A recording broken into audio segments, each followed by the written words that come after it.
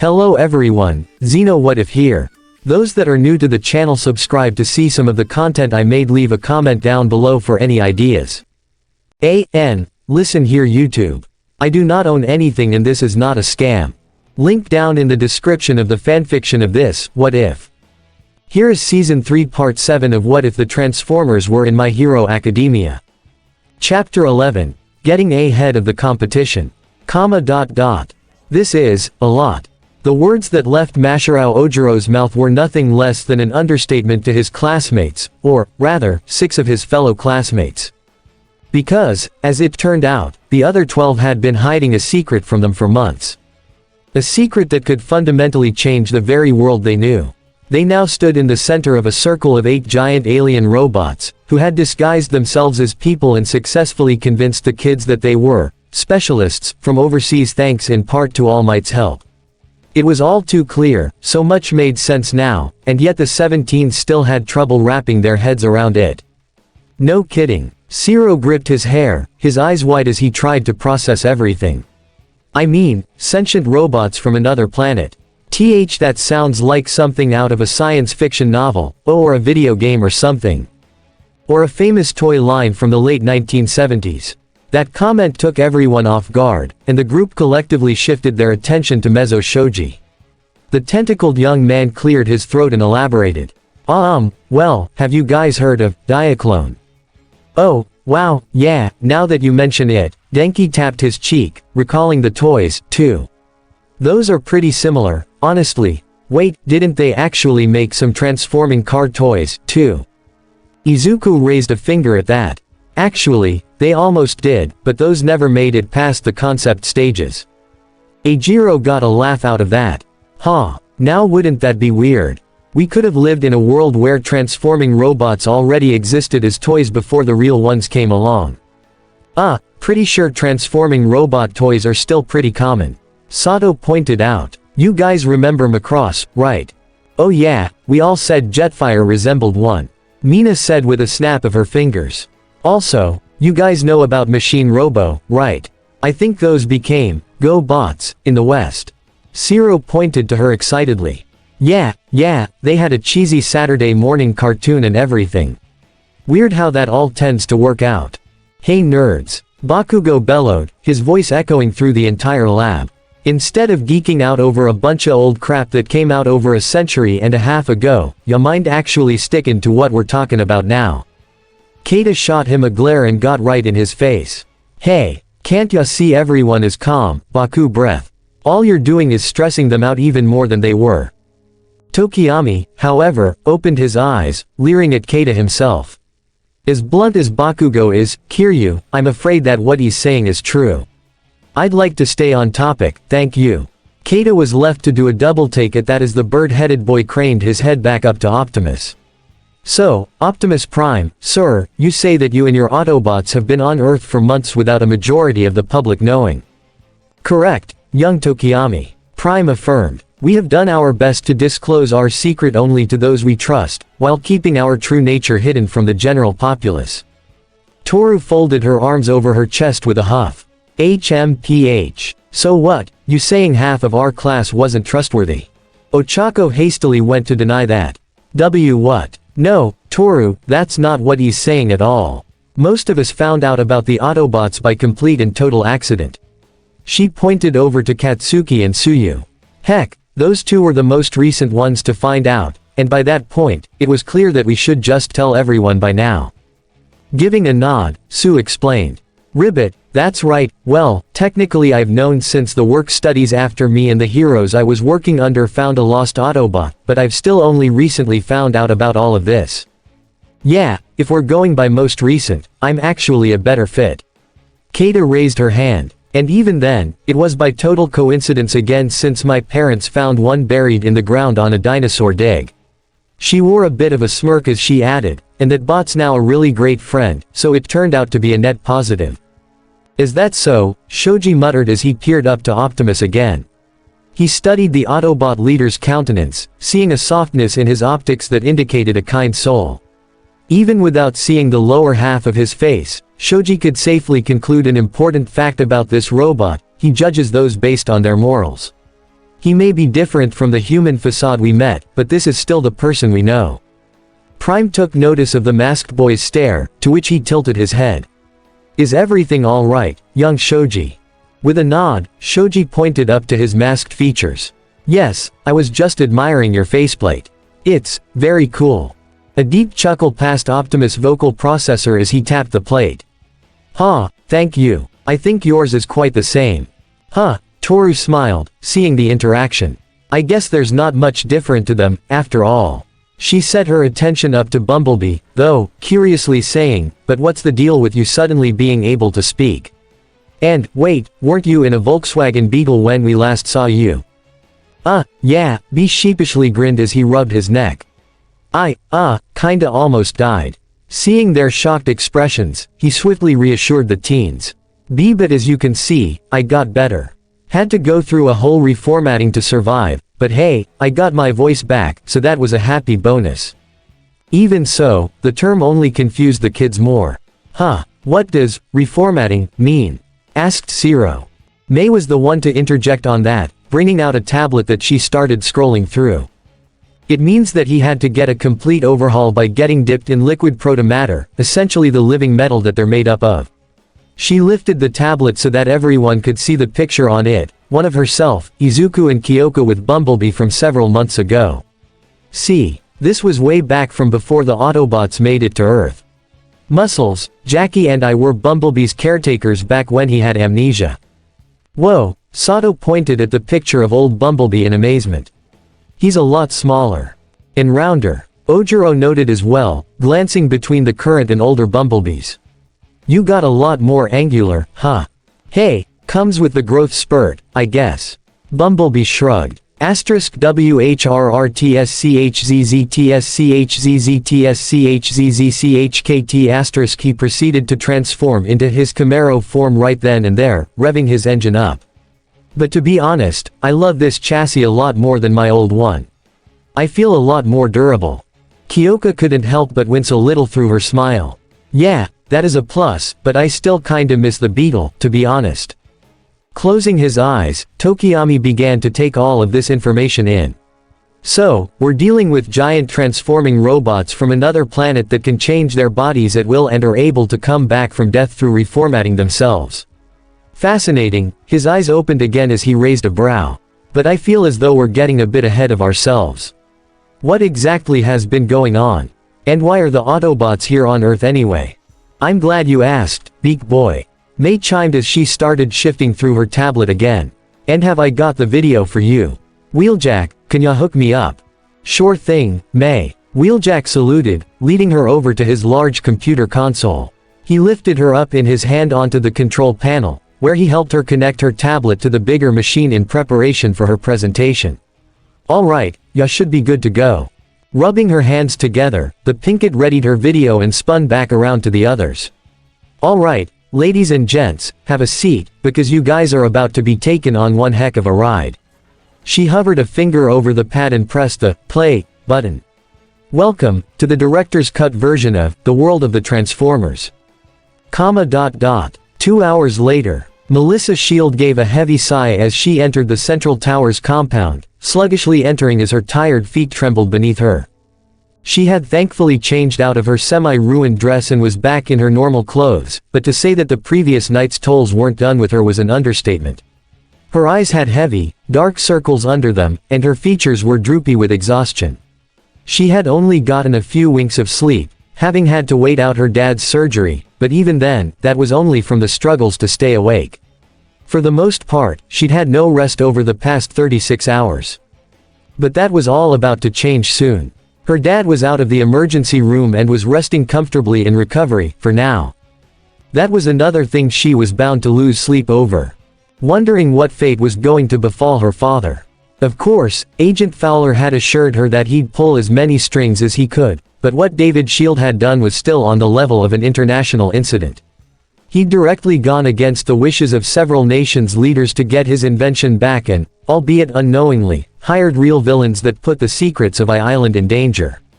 No matter what Fowler did, he was still going to jail for a time.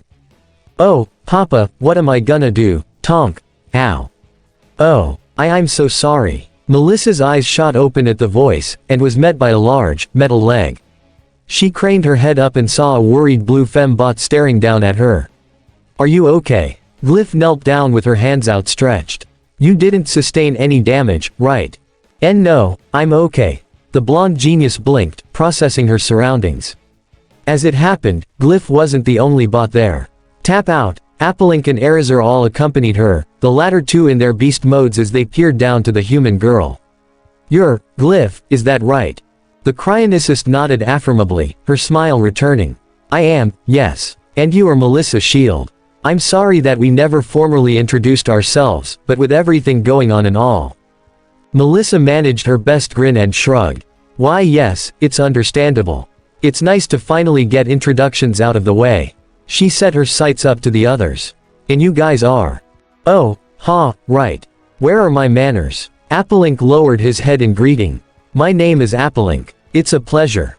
"Tap Out," the green bot said with a small two-fingered wave. "Likewise." Hobbling over with her avian gait, Erizar extended one of her wings out to the child. "And I am Erizar. I am honored to make your acquaintance, Melissa." Seeing the uniquely beast-like behavior instantly made a jolt of curiosity surge through Melissa's brain, waking her up a bit more. "The honor is mine." She brought her hand up, taking one of Erizar's feathers for a handshake. "This is the first time I'm ever meeting Maximals. I've only heard about you through Wheeljack's stories, and you guys are just as amazing as he described." Ahem. Just then, a smaller voice piped up, bringing Melissa's attention back down to ground level. There, Roller came stepping out from behind Erizar, approaching Melissa with an inquisitive gaze. "I'm going to assume that this is also your first time meeting a mini-con, right? 'Cause I'm pretty sure that there's none other than me on the island." Melissa giggled and extended her hand to him next. "Hee, of course. Wow, you really are about human-sized. And to whom do I have the privilege of addressing?" "The name's Roller, leader of the mini-cons." Taking her hand, Roller gave a courteous bow. "And the privilege is all mine, Miss Shield. We owe your family a debt of gratitude for taking in Wheeljack when he needed it most." "Oh, it's what anyone would have done. And besides, Wheeljack's been very nice to us in return." Yeah, that sounds like good ol' Wheeljack, alright." Applink chortled, scratched his cheek. "Fun fact, I actually studied under him at the Science Academy back on Cybertron. He was an interesting teacher." Melissa's grin curled a little at that. "Don't I know it? Let me guess, he made stuff explode every single day." "Oh, then you already know about it. When you live with the guy for 7 years, you get used to it." Melissa shrugged with an exasperated laugh. Not sure how much longer he's going to live here, though, considering you guys have shown up now." The group of bots eyed one another with saddened optics before trying to cheer her up. I don't think you've got anything to worry about there, Melissa." Tap Out waved off. "Knowing Wheeljack, he's not one to just up and leave a friend like that. And with everything that's happened, I get the feeling that he wouldn't abandon you so suddenly." Pursing her lips, Melissa hugged her arms around herself. "Maybe. No, maybe, about it," Glyph assured, wearing a serious expression. "Having worked with Wheeljack, I know for a fact that he wouldn't leave a friend in need. That just isn't him." She reached out and softly touched Melissa's shoulder. "In fact, you know what, we're heading down to meet him right now. You should come with us and hear it from him for yourself." The blonde blinked in surprise. Oh, well, okay, I suppose." Applink pumped one of his large fists before knuckle walking over to the heavy lift nearby. "That's the spirit. Come on, let's." Ding. But the group stopped just short right as the closest elevator rang out, throwing all of the bots into a panic. "Oh scrap." Roller hissed. "Everyone, disguise formation. *WHRRTSCHZZTSCHZZTSCHZZCHKT*. The mini-con swiftly transformed into his buggy mode, and zoomed behind the nearest plant display, leaving everyone to fend for themselves. Thrown into a panic, Tap Out and Glyph simply transformed themselves, both quite identical in their conversions.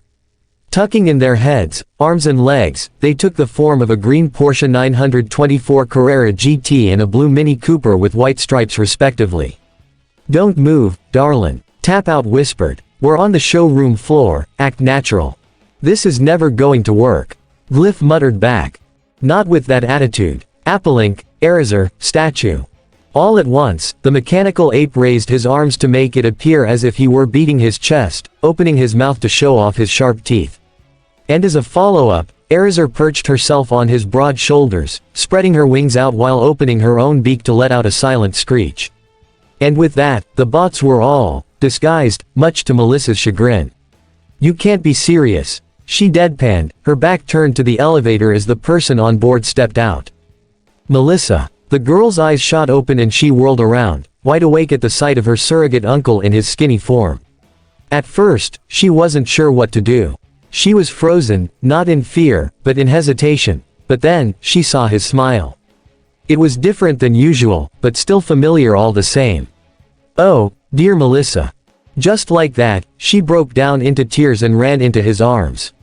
"Oh, Uncle Might. Why, Uncle Might, why?" With hushed, soothing sounds, Toshinori did his best to comfort his niece as she cried into his shoulder. Shish, it's okay, sweetie. Everything's going to be okay. Hick, all I wanted, was for you and Papa to be happy seeing each other. T to celebrate a big accomplishment, but. I know. Shish, running his hand down her hair, All Might assured her. Believe me, that's all I wanted, too. And things ended up going in the worst possible direction. But not everything is lost, Melissa. He pulled away slightly, staring into her red, puffy eyes. Your father is alive, we all are, and even in all of this, you've made some amazing new friends. He reached out, wiping her tears away with his thumb. Keep your head up, Angel, and put your trust in them. Because I guarantee, they'll be some of the best you ever have. Melissa sniffled, rubbing her eyes as she took a deep, shaky breath. Why you're right, Uncle Might, she said with her best smile. I will. Patting his niece on the head, All Might commended her. Excellent. Now, let's focus on the positives. How did your dad's surgery go? He's in stable condition, and he's awake, if heavily drugged to deal with the pain. Melissa stifled a giggle as she recalled what her dad was like in the hospital. Hey, why you should have seen him. I thought he was going to fight Agent Fowler for a second. Haha, I'm sure Bill wasn't expecting that. Is the hospital still taking visitors? I'm thinking of heading over myself. Melissa nodded. Yes, it is. Wait, you came up from below, didn't you? With a wink, Toshinori jerked his thumb to the elevator. You bet. Optimus, the other bots and the kids are all down there, with the rest of Class 1A as well. We're letting them in on the big secret seeing as a lot of things are out in the open. It was then that he realized, though, he'd yet to explain everything to her. Which reminds me, Melissa. He reached out, placing both hands on her shoulders. I need to tell you something important. The teen genius could only guess. About, All for One, right? Blinking in shock, All Might recoiled a bit as Melissa giggled. Hee, I had a feeling. Agent Fowler already let the cat out of the bag when he was questioning us. I told him about how you said the villain was sent by, All for One, and, yeah, he explained it all to us. Of course, he did. Toshinori facepalmed. He's lucky that we're on the same page, otherwise I probably would tear into him the moment I get there. All the same, he still gave his niece a stern gaze. But Melissa, under no circumstances should you ever go near a villain if they're associated with All for One. And if you think another one is coming after you or your father, tell me immediately. I will, Uncle Might. I promise. Melissa beamed. Good girl. Now, I think you should head down and join the party in Wheeljack's lab. All Might winked as he strolled past. They're in the middle of watching young Hatum's orientation movie on the Transformers. Melissa's features twisted incredulously at that. The 4-hour version that we have yet to edit. All Might gave a cheeky grin at that, to which she sighed. Of course. Well, I'll do that, then. And Uncle Might. Thank you again. For everything. Taking a step back, All Might leaned over and delivered a smooch to Melissa's forehead. Always my pleasure. Now go on. His eyes then darted out to the 5 Autobots who weren't remotely hidden, seeing the Maximals still in their pose and the very conspicuous cars.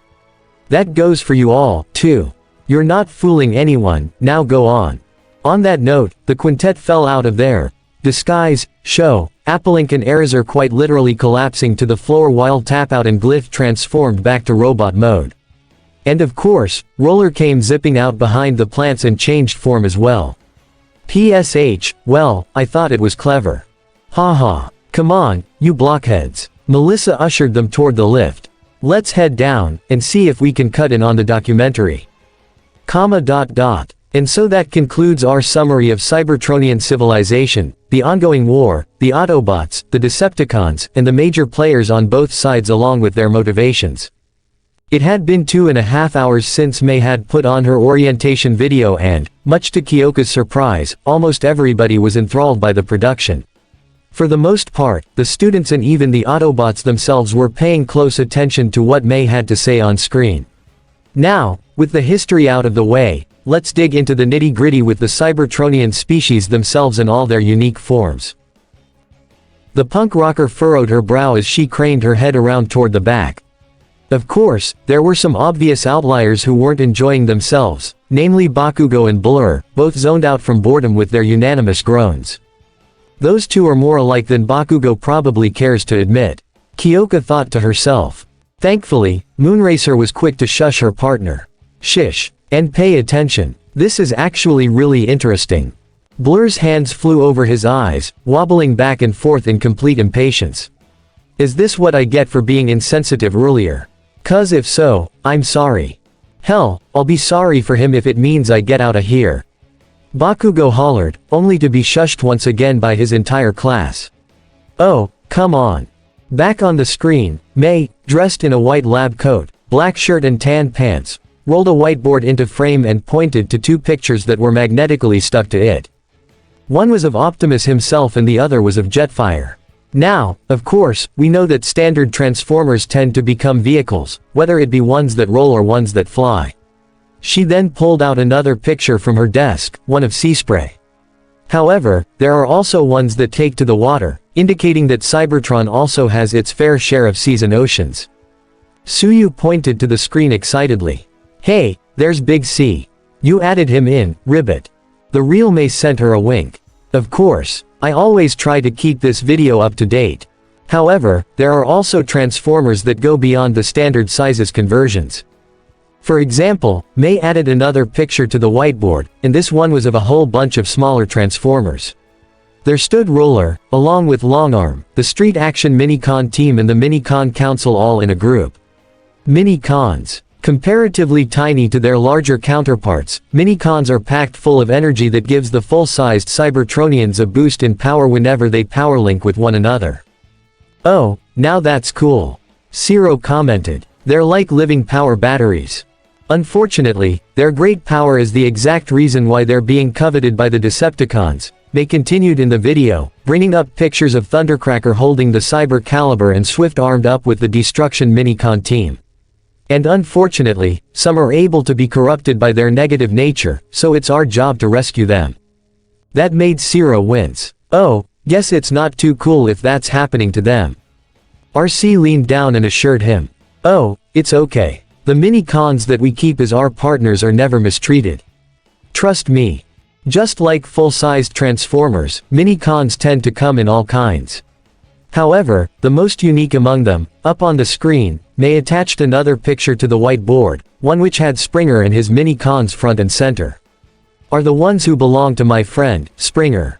Sawback and Fangblade. Seeing the canine and feline Minicons took the students aback, with Toru cooing, "Aw, that's so cute. They're just little guys." Koji, meanwhile, had his jaw open in shock. They can be animals.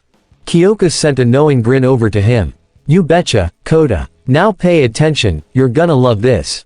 As you can see, instead of having normal robot modes, Sawback and Fangblade transform into robotic animals. The video suddenly switched to show Springer in action with the red and blue Minicons, launching them off his shoulders before they transformed and went into battle. And they don't even have conventional vehicle modes, either. They're saw blades that Springer deploys. The footage then shifted to Springer exclusively as he changed into his car mode. Springer himself is also a rather unique Cybertronian, in that he has two vehicle modes. An armored car, WHRRTSCHZZTTSCHZZTSCHZZCHKT*, just like that, Springer took to the air and hovered off, his propeller blades carrying him up. and a helicopter. This is what makes him a triple changer. Predictably, the kids all gave out a collective, "Ah," in astoundment. "That's amazing," Ojiro called out. "And if you think that's amazing, you ain't seen nothing yet," May said in the video, as if predicting what he'd say. Because next, we're gonna take a look at the beastlier side of the Cybertronian race with the Predacons and the Maximals. Beast. Just then, the video was cut off by a loud buzzer, bringing everyone's attention over to the heavy lift. The doors parted open and in strolled Melissa, along with Roller, Tapout and Glyph, but it was the final two that really left the class in shock. Because walking in on his knuckles came none other than Applink, and Eraser flew right over everyone's heads to perch herself up on the catwalk. The Falcon Maximal let out a short screech before greeting the group. "Scree. Ah, there you are, everyone. All Might told us we could find you here." Applink smiled. "It seems we've arrived at an opportune time." He scanned his optics down toward the teenagers, who were all gawking back at the giant, robot gorilla. This is their first time seeing a Maximal, isn't it? Kata crossed her arms and shook her head. "Huh, we were just about to get to that part, actually. And yeah, you guys are the only Maximals on Earth as far as I know, so. They can be animals, too." Toru hollered with a cacophonous echo. "What can't these guys be?" With a short chuckle, Optimus rose up from his seated spot on the floor, greeting everyone. "Haha, welcome all. I was wondering when you would make an appearance. Sorry for being late, Prime. Had to make sure Jetfire had those mercs nice and shackled before we sent him back to the mainland." Tapout glanced at the paused video, seeing Eraser on the screen. Hey, Feathers. You're a movie star." Seeing that made Eraser tilt her head. "Oh, and what is this?"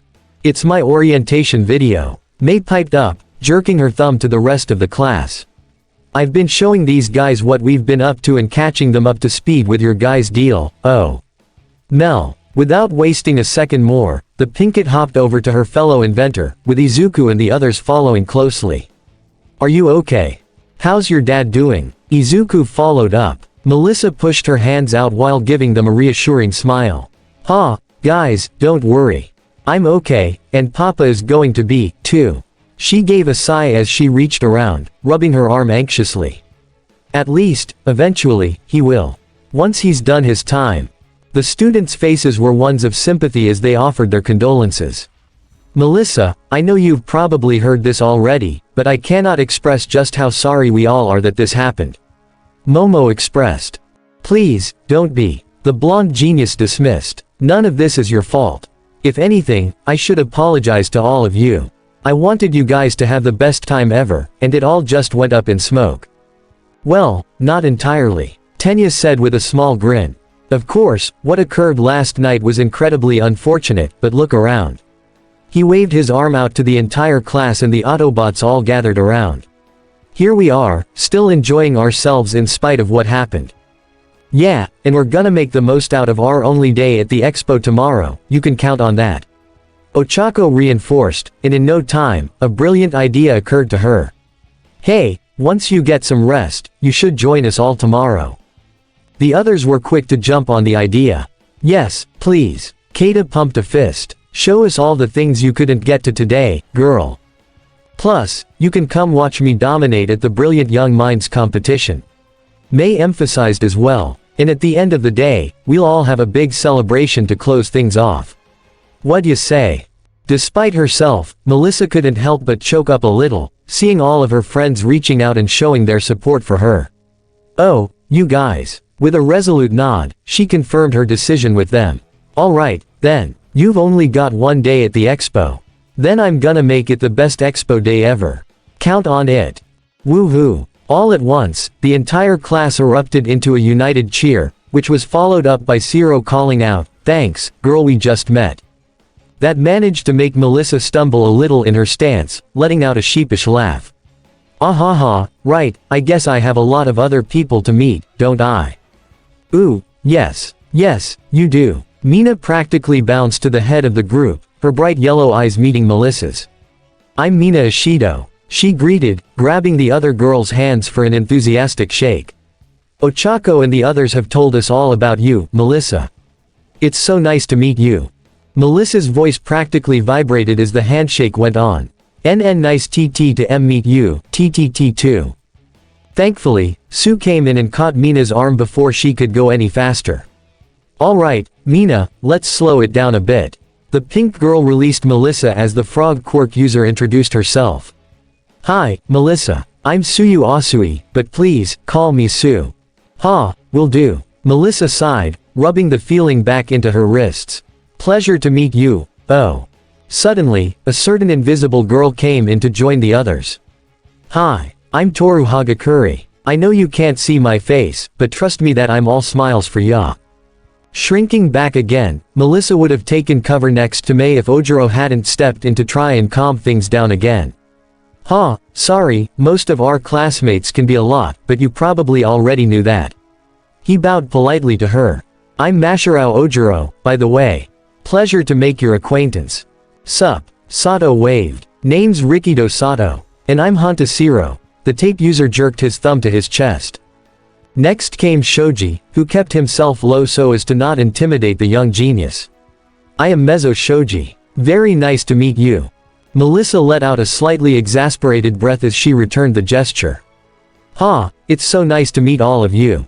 You're quite the eclectic group, I'll say that much. She trailed off, however, when she noticed that one student had yet to introduce himself.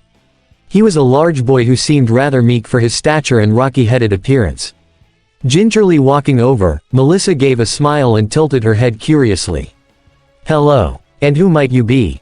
He's a bit of a shy one. Kyoka explained, coming up to try and encourage him. Come on, Koda, if you can introduce yourself to Melissa, can't you? Tapping his fingers together, the boy replied in a nervous, tiny voice, I'm Koda, Koji Koda. It's very nice to meet you, Koda. Melissa nodded back. As she looked at him, though, she could see his eyes darting off in other directions, which brought her focus around, toward the Maximals. I'm guessing you're more interested in them than me, though, huh? No. That's not it at all. Koji insisted, getting very flustered and raising his voice. It really is nice to meet you, too, it's just, well. All of a sudden, both Applink and Erazur's heads whipped toward Koji, feeling an odd sensation in their ears. Did you hear that, too? Erazur asked. I did, quite curious. Applink knuckled walked over to the boy, leaning down with a fascinated gaze. Young man, your voice is unique. With a small gasp, Koji's hands flew over his mouth. Oh no, did I activate my quirk on accident? He immediately bowed his head to the two Maximals, apologizing profusely. I'm so sorry, I didn't mean to, it must have sounded so weird. However, Erazur shook her head. Not weird, child. Simply different. She raised one of her wings and patted her head with it. It was almost like a tingling sensation at the back of my processor. Wouldn't you say, Applink? The metal gorilla gave a nod as he swung his legs around and sat down in front of the boy. I'd say that's about right. You said your name was Koji, right? What's your quirk, if you don't mind me asking? My quirk. The rock-headed boy nervously glanced about the room, only to see many encouraging grins from his classmates as well as the other Autobots. Kyoka even gave him a thumbs up, which is what solidified his confidence. My quirk is, Ani voice. I'm able to talk to any kind of animal and they can understand me perfectly. I can also control them, too, but I wouldn't even think about trying to control you. Honest. Oh, I'm sure you wouldn't, Koji. Applink nodded, reaching down to gently pat the boy on his craggy noggin. That said, I think that might have been the little tingle we both experienced.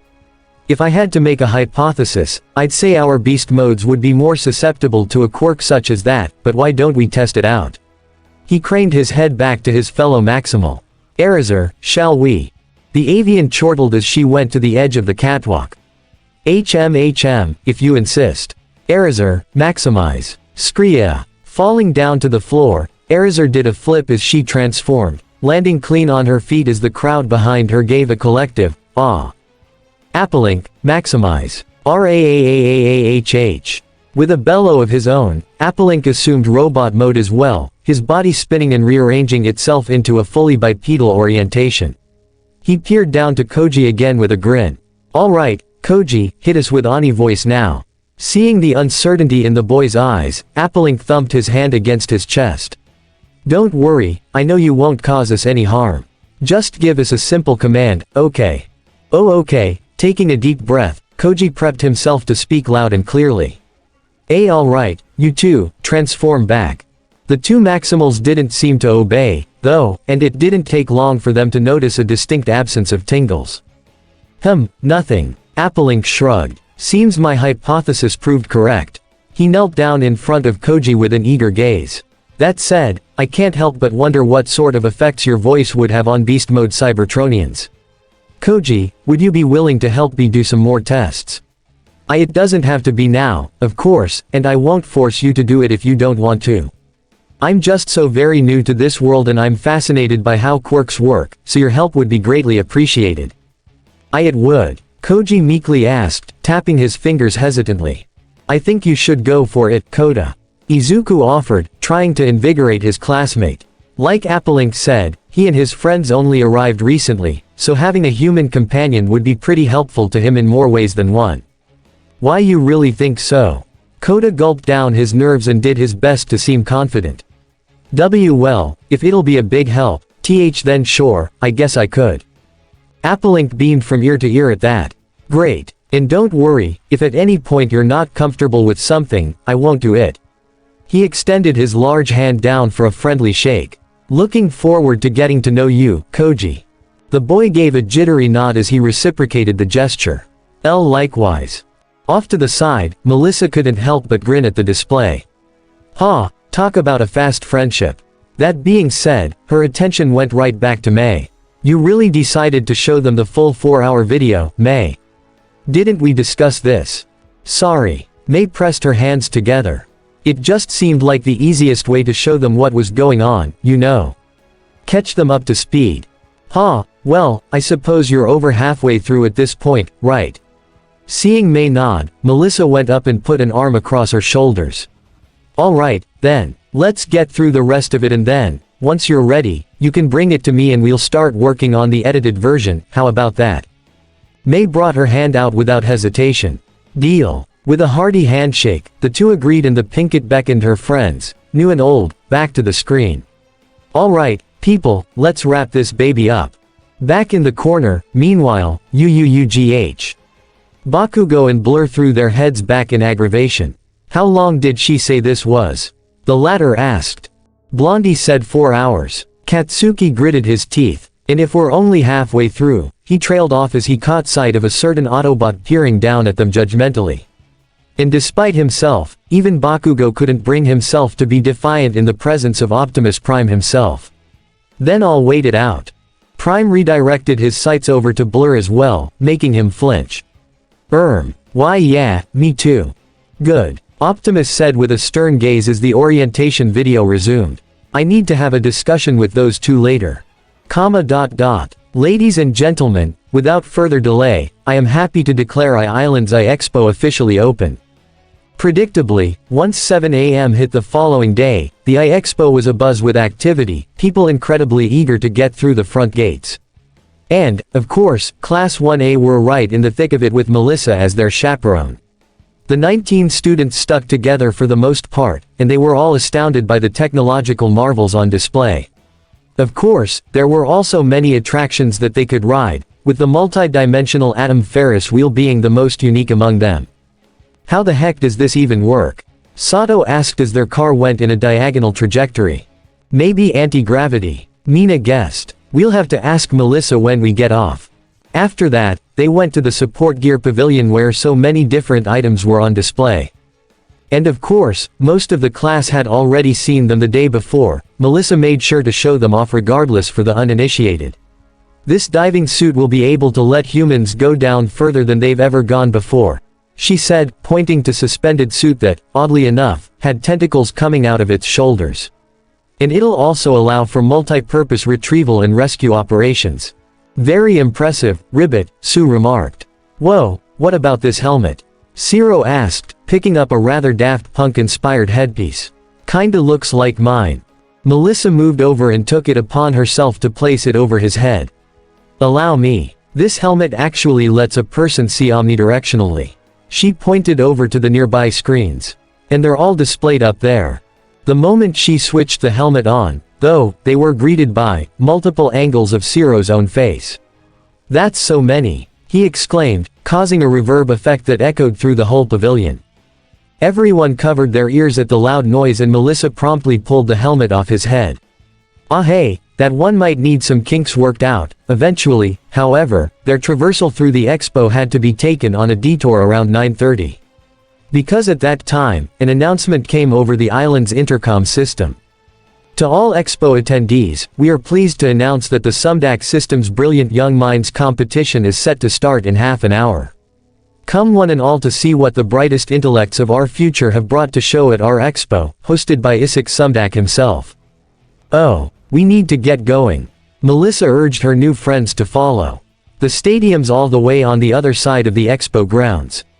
Right as they exited the pavilion, however, their eardrums were assaulted once again by a series of blasts that came from a different arena nearby, one that they had been to before. Bam asterisk choom asterisk ka blam. A huge pillar of dust and smoke erupted from the building, taking the kids off guard, until a certain raucous duo came stomping out of it, glaring at one another. "I swear I beat you," Bakugo bellowed. "No, I beat you," Keita insisted, jabbing the ashen blonde's chest. "Just admit it, Baku breath, you can't triceratop me." "That was a fucking awful pun and you know it." "Hey." The duo's shouting match was put to a halt as, surprisingly, Izuku came barging in and separated the two by force. With a hardened face, his eyes moved between them and he asked, respectfully, "You two need to know when to stop arguing, especially when we're out in public like this. Now, did either of you beat mine or Todoroki's times?" Keita and Katsuki looked away, the former ashamedly while the other was more begrudging. "Number," they both answered. "Then why are we arguing when we should be getting to the competition?" Bringing his hands back to himself, Izuku gestured forward to the larger arena. "It's right there, so let's get moving, shall we?" And with that, the Greenette marched off, with the rest of his friends following in stunned silence. "Did you expect him to do that?" Ochako asked her perplexed friend. Kyoka shook her head. "No, but dear God, that was so satisfying." "Indeed," Momo said, rubbing her temple. "And here I thought Sideswipe and Strongarm were a handful when they bickered." Despite it all, though, she grinned knowingly toward Kyoka. That said, it was also a little attractive, you must admit. That earned her a sharp glance from Jiro, to which the raven-haired girl raised her hands. "Not to say that I am attracted to Midoriya, I'm just saying that a man being assertive can be quite alluring." Can we just get to the competition, please?" And with that, the group proceeded toward the stadium, and the moment they stepped in, they were left awestruck. Sprawled before them at the opposite end of the stadium was a massive stage, one decorated in bright blue curtains and with massive, white pillars on either end. Toward the front of the stage was a short walkway where a mic was set up, no doubt for the host of the event. And above it all was a huge sign constructed with flashing neon lights that said, "Brilliant Young Minds," in red, white and blue. Out across the rest of the arena floor, several small venues were set up for the individual competitors, who were all hard at work setting up. "My word," Tenya exclaimed. "This is an impressive production." Melissa nodded at that. Professor Sumdac really went all out this year." "Oh. There she is." Extending her finger, she pointed May out amongst the other competitors, and she seemed frozen in place. "Oh boy, I think we're needed." "Yeah, she's not in the zone at all." Kyoka concurred. "Izuku, come on." The Greenette followed the duo without hesitation as the others all took their seats, though a certain other friend of theirs followed as well. "Iida, you're coming, too." "Of course, Midoriya." Tenya raised a stiff hand. "Even if Hatsume isn't directly part of our class, she is practically an honorary member. And besides that, she is a good friend, so I'd like to offer some words of encouragement of my own." "Yeah, sure, that's the only reason." Kyoka winked. Instantly, a small blush appeared on the spectacled boy's cheeks. I have no idea what you mean. Come, let's move before things get underway." Once they reached the arena floor, Melissa got the four of them in and they made a straight beeline for May's venue, where they found her jittering in place. "You okay there, May?" Melissa said, touching her on the shoulder. "Eep." The Pinkett jumped nearly 2 feet off the ground as she spun around, only to let out a heavy sigh seeing her friends. Oh my gosh, don't do that, Mel. Sorry. We just came down to see how you were doing. Oh, me. Haha, I'm doing great. I'm just about to get my babies judged by my own personal hero, nothing to worry about here. Ahahaha, MMPH. Melissa promptly reached up and used her fingers to pinch May's lips shut. May, I understand how nervous you are, but just remember, everyone here is just as anxious. She waved her arm across the entire floor. And I do mean everybody. Heck, I'm willing to bet that we've got a lot of repeat entries here from last year, too. Just then, she was cut off when a voice piped up from the side. Well, if it isn't Melissa Shield. The voice was feminine and spoke rather fast, accompanied by a transatlantic accent. Melissa seemed to become annoyed in a single second as she spun around, seeing a young, college-aged woman standing before them. She had curly brown hair and wore a maroon dress, complete with a beret on her head and accentuated with a bright, blue visor over her dark eyes. She reached up and deactivated the visor, winking at Melissa. What's the haps, little Miss Prodigy? Come here to upstage us all again, Samantha. Melissa took her hand away from May's lips and placed it on her hip. Come here to rip off someone else again. She bit back. Melissa, who's this? Kyoka asked. An entrant from last year, answered the blonde genius exasperatedly. Miss Samantha Lomo, aka the rip-off artiste. Samantha gave a mock gasp, feigning offense as she retorted. Oh, Melissa, kitten, baby doll, I am stunned that you'd go that far. I haven't ripped anything off. The response from Melissa wasn't one the students were expecting. Bull. Shit. You've taken several ideas from other prominent inventors and tweaked them so that they're ever so slightly different. Always bringing up the rear, and people wonder why they call you, Slow-Mo. TCH, I detest that nickname. Samantha scoffed. And rest assured that I will be shedding it once I win this year's competition. It'll be a blowout, a showstopper, a stand-and-deliver spectacle. She waved her hand toward her booth. Certainly, some of my previous attempts may have been flukes, but with this being the last year I'm allowed to compete, I guarantee that you will not expect what I have this time. Sammy, give it a break. Just then, another voice interjected, bringing the group's sights over to another young woman. She seemed slightly younger, closer to the UA kids age group. She was an African-American girl with dark hair done up in big, puffy pigtails. Her ensemble consisted of a pink cardigan with a yellow undershirt and bright blue skirt, accented with white sneakers. She had her arms crossed as she came up and confronted the older girl. You haven't come up with anything original, so what makes this year any different? Samantha clicked her tongue in annoyance. TCH, Francine. Frankie, thank you. The girl strolled past her rival, casually keeping her hands in her pockets as she gave a smile toward Melissa. Melly, so good to see you again. The blonde grinned back without hesitation, reaching out for a handshake. Well, I'll be. Frankie Green's back for another year. How are you doing, girl? Doing well, thanks. Frankie reciprocated. Sorry if my grip's weak. I just flew all the way here from Griffin Rock and my arms are tired. Ha ha ha. Well, hopefully not too tired. Frankie's expression quickly shifted to one of concern, though. I heard about what happened to your dad. Is he okay? Are you okay? Melissa gave a sigh and put her hand to her head. It's been a long 48 hours here, I'll say that much. Good news is that Dad's going to pull through, but after that night, it'll be nice to experience the competition. Maybe things will feel more normal. I was gonna say, I haven't seen your booth. You not competing this year? Nope, I'm here supporting someone new to the running. It was then that Melissa's eyes widened in realization, sidestepping to that Frankie could get a full view of everyone else. Oh, right, I should introduce you. Frankie, this is May, she's entering the competition all the way from UA High's support course in Japan. Her hand then shifted to the other three. And these are her friends from the hero course, Izuku Midoriya, Kyoka Jiro and Tenya Iida. Instantly, Frankie's eyes lit up with excitement and she zipped right over to them with a loud gasp. Ah, you guys are from UA. No way. Huh, yes way, actually. Kyoka bowed, along with the others. I'm guessing you and Melissa are friends, huh? Puffing her chest out, Frankie affirmed it. Yep, friends and rivals. I'm Frankie Green, and I'm from Griffin Rock, Rhode Island. Nice to meet all of you. May couldn't help but ponder on that. Griffin Rock, where have I heard? Ah. Just like that, the realization came to her. Oh, my goodness, that's where America's highest of high tech is tested and developed. Support tech, robotics, vehicles, it's all there.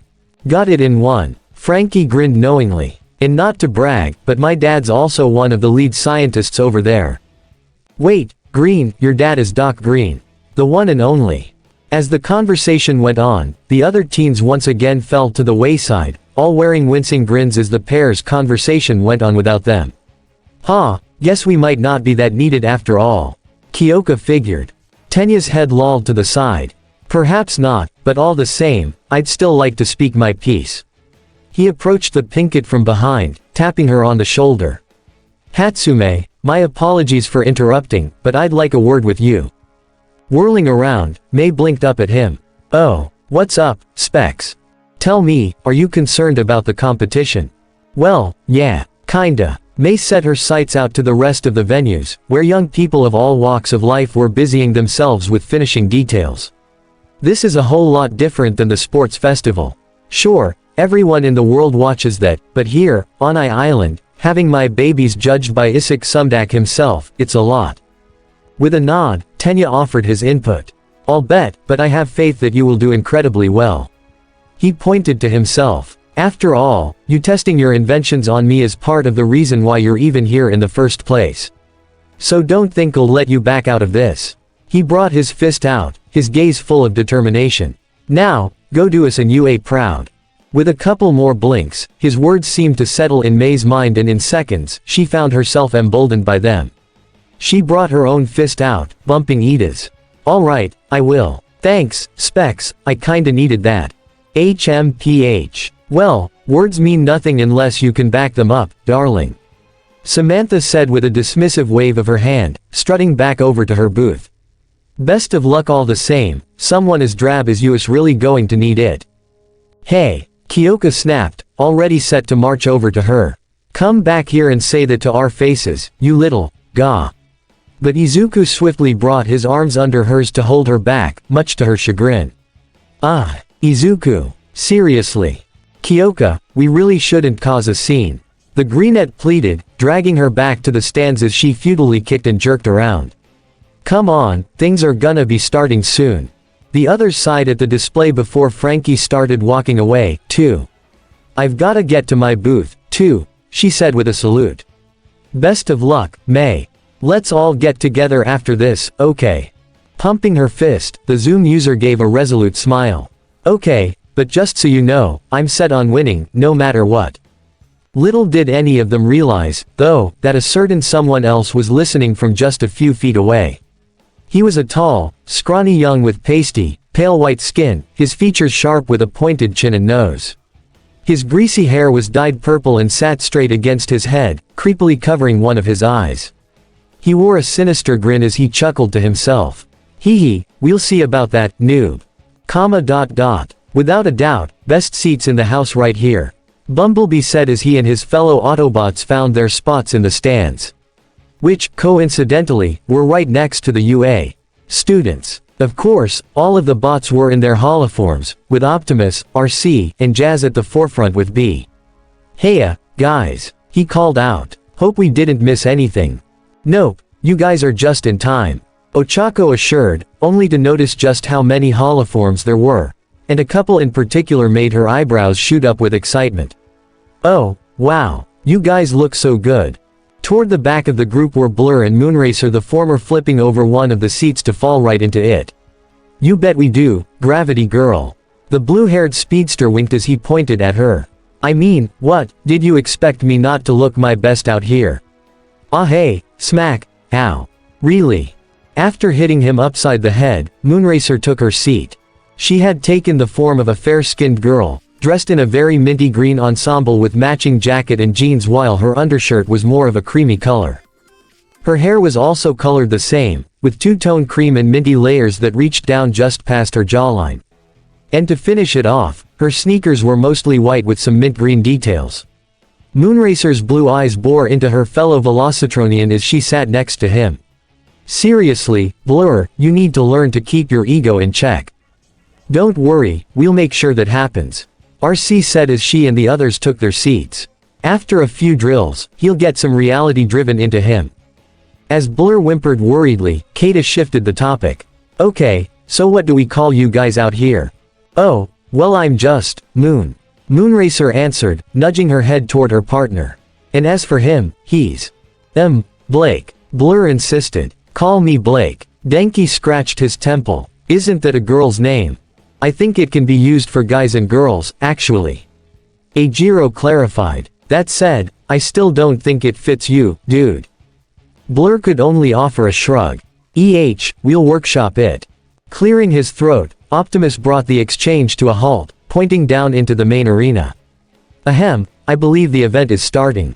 We can discuss this another time. At his urging, the group directed their sights down toward the main stage, where spotlights lit up and many different forms of pyrotechnics went off. And, as the crowd gave an uproarious cheer, a booming voice came over the loudspeakers to announce. Welcome, one and all, to the Brilliant Young Minds competition. We have an exciting lineup of contestants this year, new and returning, who are sure to bring you the very best tech that they have to offer. Now, please give a warm welcome to your host and the main judge of this event, Professor Isaac Sumdak. The cheering and applause grew louder as Sumdak himself appeared from behind the large curtain, waddling his way out to the end of the stage where the microphone was set up. Once he got there, he fumbled with the stand a bit as he adjusted the height, nearly knocking the mic out in the process. Oh dear, that was close. Ahem, greetings and salutations, everyone. Sumdak raised a hand out to the crowd. I trust you are all having a fun time at the iExpo. The crowd roared in approval. Wonderful. Before we begin, I would like to extend a great deal of gratitude to the iIsland staff for making this all possible. Without them, this event and the expo itself would not be possible, so let's give them a big hand. As the crowd applauded some more, B couldn't help but remark, so, that's Isaac Sumdak, huh? He's not exactly what I imagined. What were you picturing? Jazz questioned. Someone more like BlackRock. I don't know. Maybe a bit taller. Once the audience calmed down a little, Sumdak went on. Thank you all so much. Now, I would like to introduce the other judge of this event. Unfortunately, there were meant to be 2 additional judges, but it seems that one could not make it in time. So, let us give a warm welcome to my colleague and close friend, Dr. Chip Chase. The curtain opened up and out came a man in his late 30s, his head covered in tousled brown hair that extended down his chin into a beard-mustache combo. He was dressed in a simple brown jacket and blue jeans with a white button-up undershirt, along with a set of black shoes on his feet. His brown eyes were adorned with a pair of thick, black-rimmed glasses, but the thing that stood out to everyone the most was that he was actually in a steely silver hoverchair, one that was pod-like in design.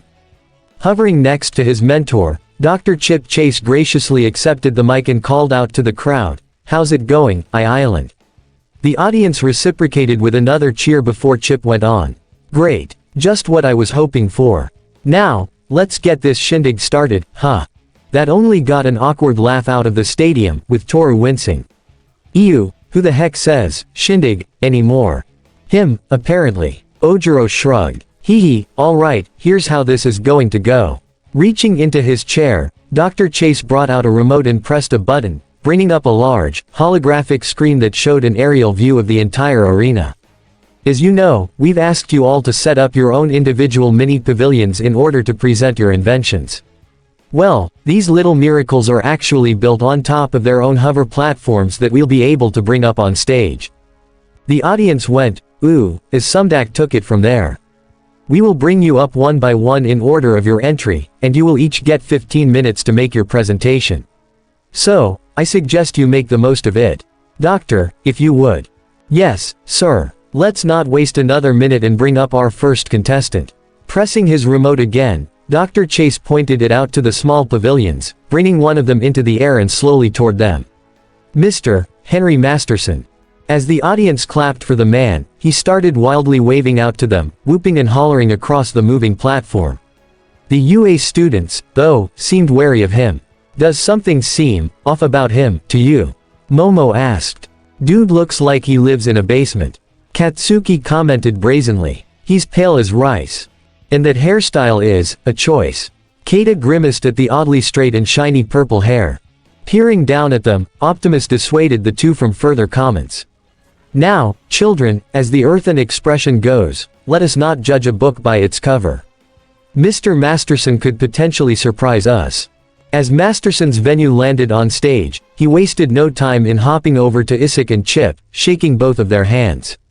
Dudes, oh man, I feel like a total noob. It's so rad to be here, and I wanna say thanks for the opportunity. Oh, certainly. Professor Sumdak replied. Now, would you care to show us what you have brought, Mr. Masterson? Totes, Professor. You're gonna be blown away. Accepting the mic, Masterson moved up to the edge of the stage and called out, Chicks and Gentlebros. Are you ready? Silence. Needless to say, everyone was wearing many a confused face at his remark, which Henry quickly noticed and moved on. Hey, right. Okay, so get this, people, we're living in an age where science is slowly but surely becoming more and more present in our daily lives. Sure, superheroes are the big thing, and we should all be totes worried about the bad guys that threaten our day-to-day, but I guarantee that, within the next 10 years, we're gonna be seeing a ton of villains get more tech-focused as it advances. At some point, people aren't even gonna need a quirk to be a comparable threat. That managed to get the audience muttering, with many exchanging concerned glances. The students and Autobots, though, could see the truth in his words. He's not necessarily wrong, Shoto recognized with a grim countenance. You only need to look at Mech to figure that out. This guy still sounds like a whack, though. Optimus gave a hum of acknowledgement. Indeed, I can only wonder what he has to present. Thrusting his hand up, Masterson brought the crowd's attention back to him. But it's okay. Because courtesy of yours truly, the next step in heroic evolution is here. He strode over to his venue and pressed a large button on the side, making it split down the middle and automatically open up. Steam poured out as the two halves parted, adding a dramatic effect. I give you, the headmaster unit. Within the construct was, astonishingly, a giant, metal head. It was about the size of a Cybertronian head, if a bit bulkier at the top with a very pronounced, blocky forehead. It was mainly a deep magenta color with accents of purple here and there, with yellow optics and a gray face that seemed to have a permanent smarmy grin. Protruding from the sides of the head were a pair of sharp prongs that went up and closed in like a giant pincer. And finally, mounted on either side were a set of jet boosters, giving it an overall odd appearance. Needless to say, the crowd were left incredulous by the giant, unmoving head, with some even snickering at its appearance. That's it? Shoji asked. It's just a giant head. Well, I dunno about you, but I find that disturbing. Blur commented. Yeah, and why the heck does it resemble Mega Zarak? RC asked, feeling a weird chill. But Jazz shook his head. Nah, Mega Z's got way bigger pinchers on his noggin than that thing. Still creepy as scrap, though. There has to be more to it, though. Wait, Melissa trailed off as she noticed something behind the head. It was a large, green pod made of metal, with the number 1 emblazoned on either side. What the heck is that? Back on stage, Dr. Chase asked the same thing. I see, but Mr. Masterson, what is that behind it? I'm glad you asked, Doc. Placing the mic down, Henry discarded the white lab coat he was wearing, revealing a magenta and purple plug suit underneath. He then reached into the headmaster unit and retrieved two things, a helmet for himself that looked just like his device, and another remote, which he pointed to the green pod and activated. I suggest you take a step back. WHRRCHZZT all at once, the pod unfurled into a rather familiar robot. It had large arms mounted with heavy-duty shields, complete with pincers where laser blasters were installed. Its head was thin and had a single red optic in the middle, and instead of legs, it rolled on a mono wheel. As the bot took shape, all of the UA students gasped in realization. Hey, hold on. Izuku shot out of his seat. That's a villain drone that UA uses for the entrance exams. Holy shit, you're right. Kyoka exclaimed. How the hell did he get his hands on that? Before either Professor Sumdak or Dr. Chase could ask the same question, Masterson entered his device and began projecting his voice through its own onboard mic. Alright, So say you're in battle, and a villain brings out army of these things from out of nowhere to blindside the heroes. Well, any capable pilot can use the headmaster unit, and do this. To the amazement of many, the boosters on the headmaster lit up and took it airborne, where it went and hovered over the villain bot's own head unit. Then, from underneath the larger head, a pair of twin lasers cut into the robot's neck, decapitating it instantly. However, the robot still remained steady on its single wheel, wherein the headmaster carefully lowered itself down onto its shoulders. The jet boosters retracted into it, giving way to a set of heavy clamps that secured it to the villain bot. What are we seeing right now? Izuku uttered. Whatever it is, I don't want any part of it. B grimaced, along with his fellow Autobots. This could be a big problem. Meanwhile, Masterson was having a grand time inside of his machine, wheeling it around on stage as he flexed its mechanical muscles. Yahahaha. Obscenely batical. Ladies, gentle dudes, allow me to show you complete and utter. As he said this, several of the robots' weapons systems came online, ones that shouldn't have been there in the first place. Missile racks, laser blasters, Gatling guns and even a whole rocket launcher came out of the robot, leading to several terrified gasps as Masterson hollered out. Ownage. Total ownage. Chapter 12. Heads off to you. A heavy sigh passed the lips of David Shield as he set his gaze out his hospital room window, taking in one of the last sights of his home that he'd ever see. Of course, Island wasn't where he was born, nor was it his daughter's native place, but it was where both of them had come to call home for nearly the last decade of their lives, and he had thrown it all away in a single night. And now that he was on the mend, it was only a matter of time before he'd get taken away from here. Goodbye, Island, hello, cold jail cell. Dave thought grimly to himself. No matter what anyone says, I deserve this. I know I do. Knock knock knock. The renowned scientist's ears perked up at the sound of rapping against his door. Speak of the devil. Turning his head, he called out, "Come in," giving those waiting outside permission to enter.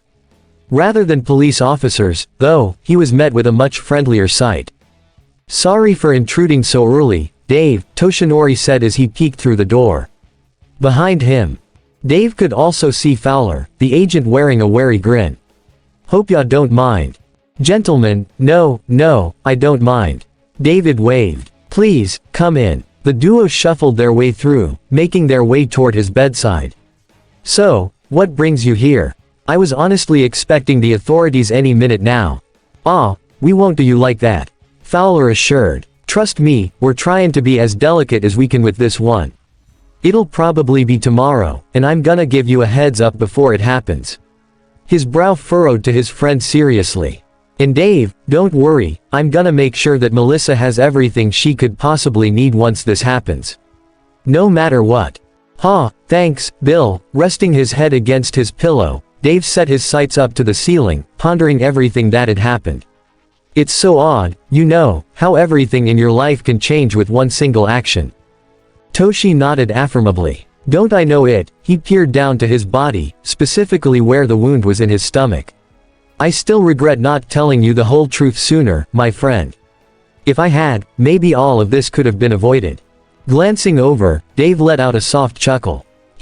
Maybe. But I can still hardly comprehend it, I mean, a quirk that you're able to pass on to someone else. I probably wouldn't have believed you even if you'd said it to my face. Well, it's the truth, and now young Midoriya will be the next to carry the torch. In more ways than one. Dave grinned. Just as Melissa will be my successor. His sights went back out the window, wistfully staring into the distance. I just hope I get to see it. Grabbing the TV remote, Fowler went to switch the picture box on. You will, Dave. I'll make sure you do. But how about we take our minds off the serious stuff for a sec? Pretty sure the Brilliant Young Minds competition is going on right now. Why don't we watch that? Good idea. All Might encouraged. Hope we haven't missed young Hatsume's entry. After finding the right channel, the three men settled down, eager to watch the competition. However, the first thing they saw pop up wasn't what they were expecting. Because indeed, the show was already underway, and the first contestant was putting on a jarring performance.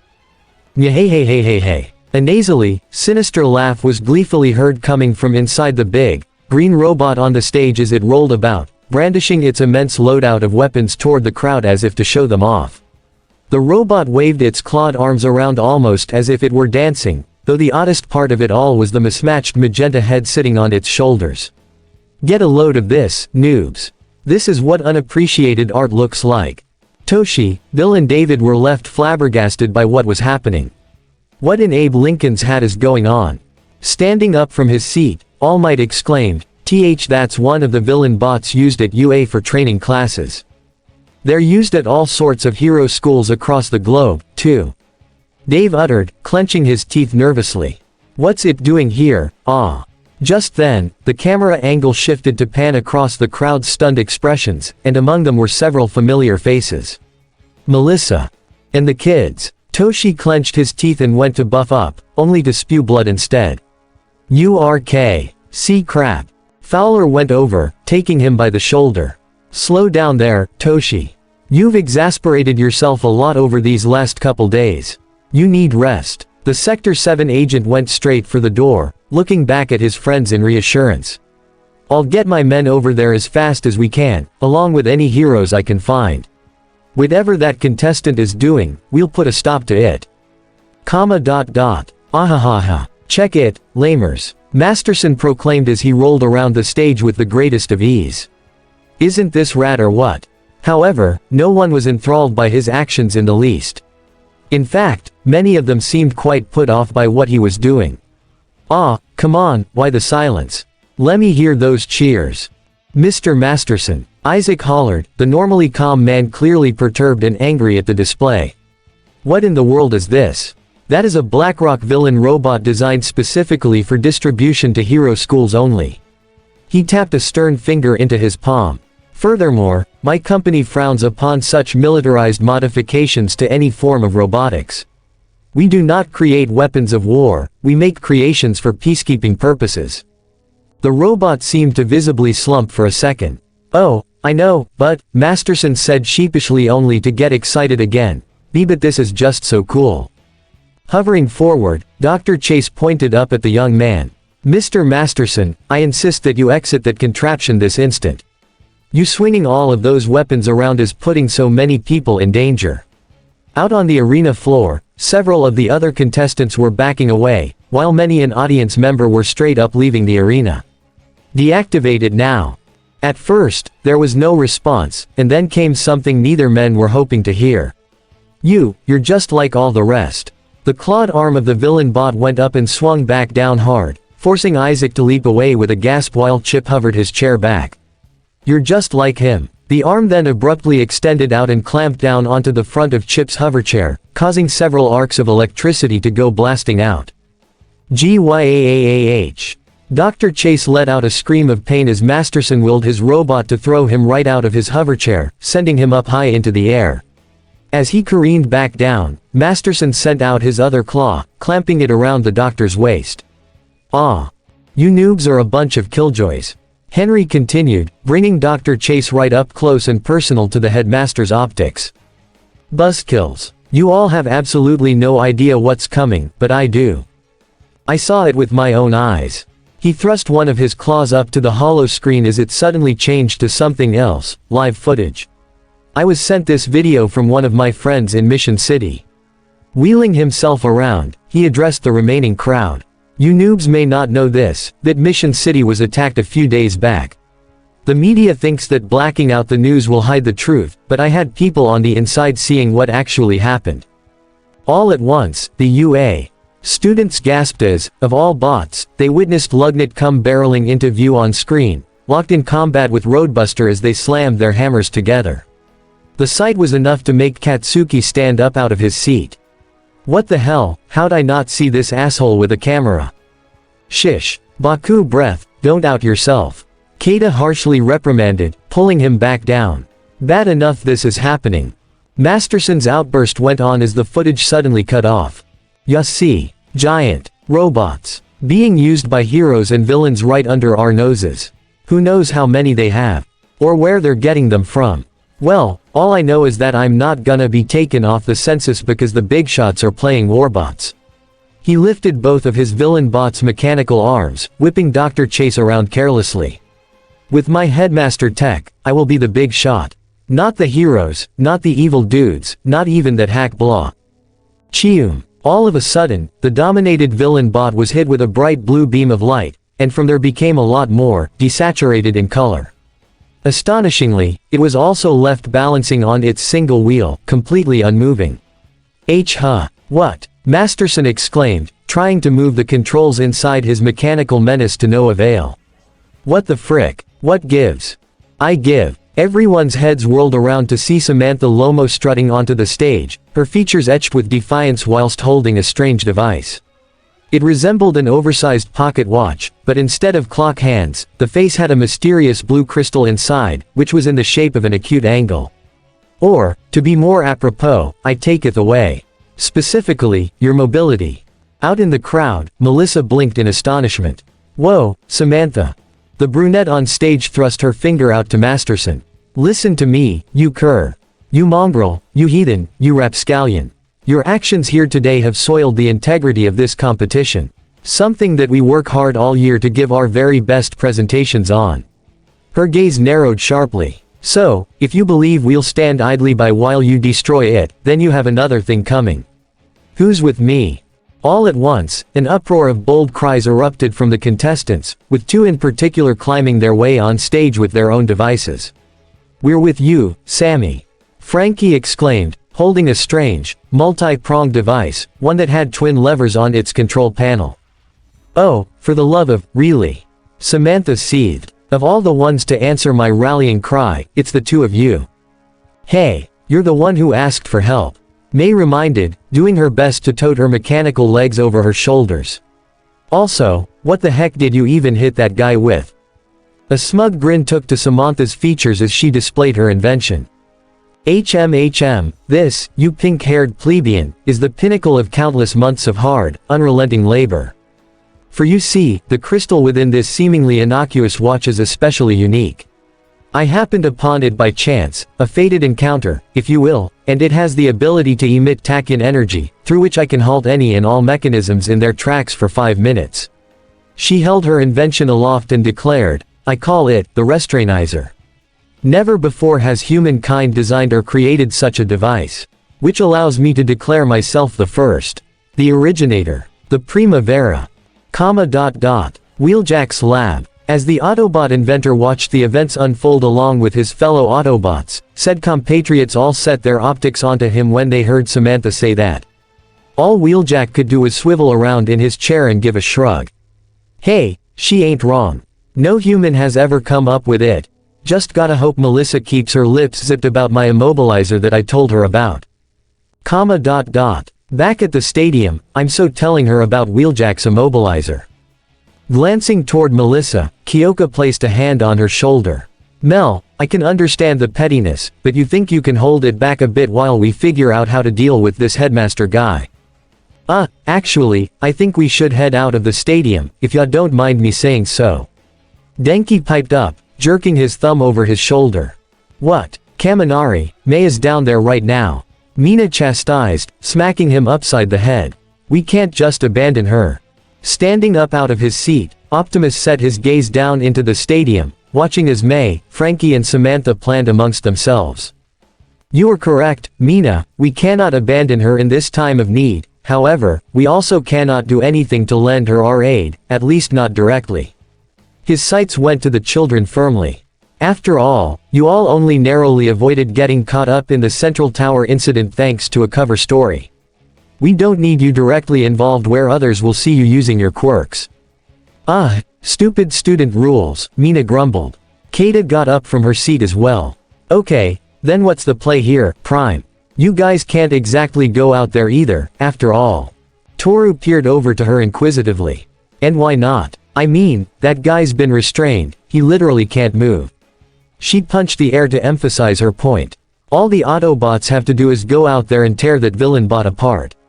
Bing bang boom. Problem solved. Yeah, but if they can't do that before the 5 minutes are up, what do you think the headmaster is going to do? Tenya responded, thinking logically. He's going to go for the next mechanical body, and it could be any one of them. Oh, yeah, I see your point now. Bumblebee tapped his head. Yeah, I'd rather not get my noggin taken off, thanks.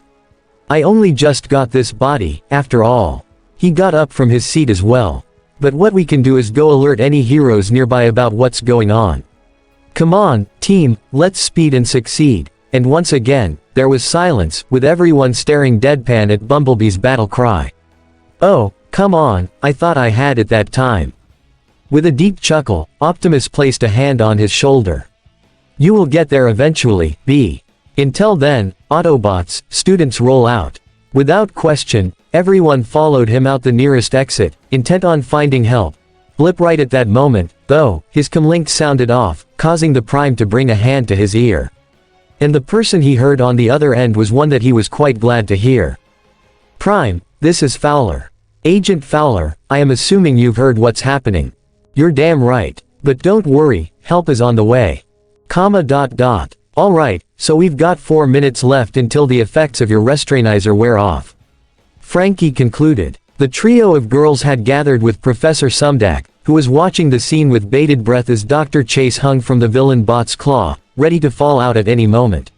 So we gotta get Dr. Chase out of harm's way and then get that headmaster thing off the bot in that time frame.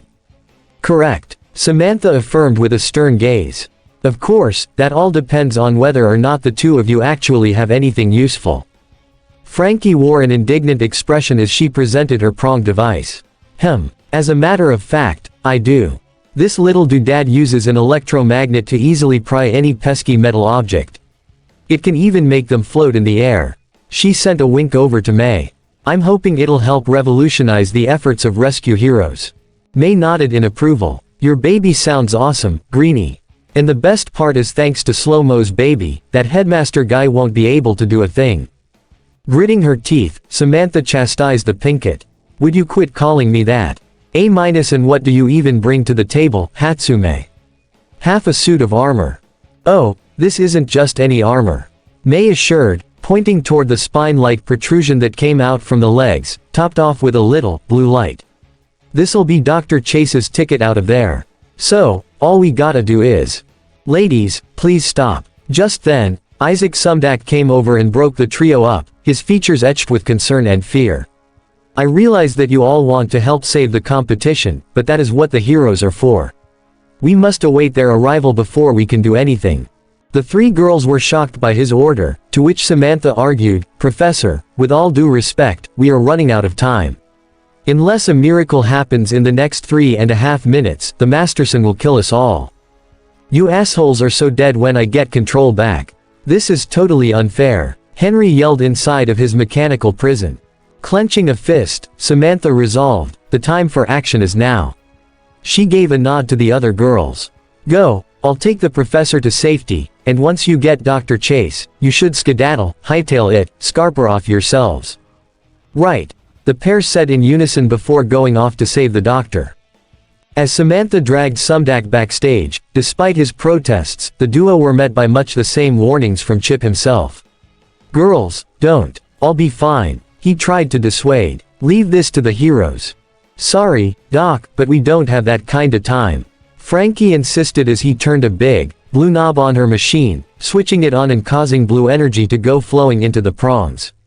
Here goes nothing. Kneeling on the stage floor, she took hold of the levers and pushed them both forward, causing the electromagnetic energy to flow out and hit the claw of the villain bot. May, are you in position?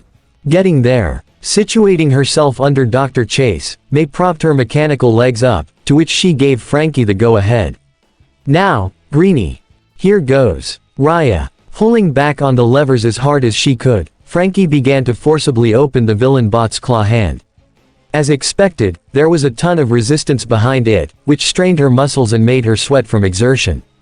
But, eventually, she could see the claw getting pried open, and before long, Dr. Chase slipped right out.